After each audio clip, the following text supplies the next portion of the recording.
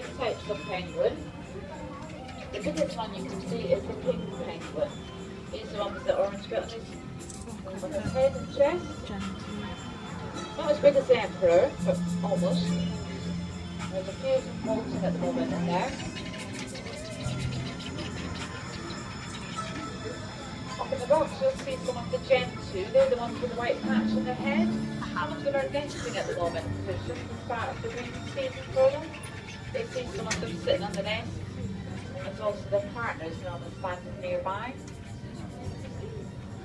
Also up in the rocks you've got the little rock hoppers. They're off the top rocks normally. They're the ones with little tufts coming out their head. And if you've seen the film Happy Feet, they're the ones from Happy Feet. We've also got a penguin called the chin strap.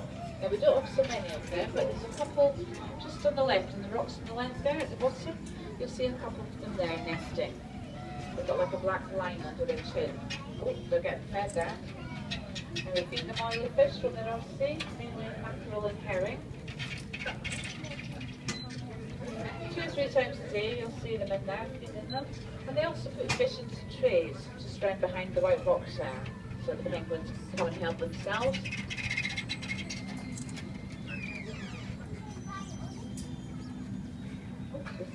Just stay there, it'll start moving again. You've probably noticed we've got a couple of brown fluffy penguins, have you seen them? They're king penguin babies from last year. There's one just in front of us now. And he's losing his coat, he's going to lose all that brown fluff and he's going to turn into a king penguin underneath it. Now, to recreate the Antarctic, we've got different machines in the room. We've got an air filtration system to keep the air clean. The air is the temperature now is more or less the same all year. We have it around about 0 degrees and the water is around about 10 or 12 degrees. The air filtration system is to clean the air. The air inside there is as clean as an operating theatre.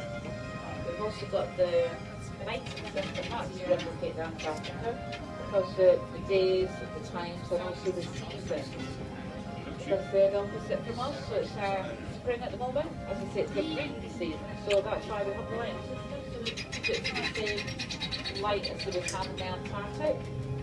And so far it's worked, we are breeding at the correct time. Normally it's November through till March. They did actually start nesting just about the end of October.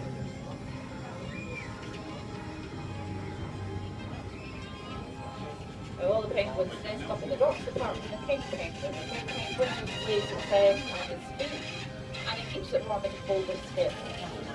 They pass it between the mum and the dad, depending on who's fishing that day. The other one will look after them.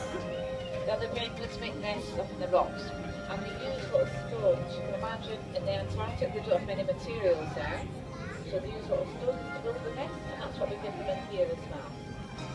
You see, carrying the stones up, making the nest. Never, but everybody sometimes with the neighbours, one steals the stone of one of them. A little fights every now and then. That's why the other one stands guard.